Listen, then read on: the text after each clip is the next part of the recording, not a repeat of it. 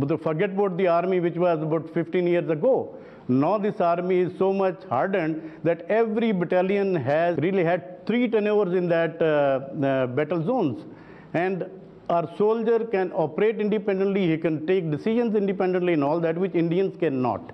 So therefore, they must realize that for the betterment of these two countries, they must resume dialogue, but I would still say it requires sincerity.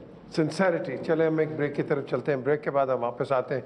इन्होंने कहा है कि Pakistan army is a battle hardened outfit in comparison to the rum hardened outfit of the Indian army, क्योंकि हमारे साथ यहाँ general साहब भी एक आए थे, उन्होंने कहा था कि जब हम लड़ रहे थे तो हम देख रहे थे कि जब उनकी आउटपोस्ट पे जाते थे कि तो इंडियन सोल्जर वो बेचारा रम पी के आके उनको धक्का मार के कहते थे कि जाके पाकिस्तानियों के साथ लड़ो। अब ये अगर आपका मोराल है और ये आपका एक एटीट्यूड है उन लोगों के साथ, तो मुझे तो अफसोस आता है उन सिपाहियों के ऊपर, उन सोल्जर्स के ऊपर कि इनकी जो सेना है ये कर क्या रही है।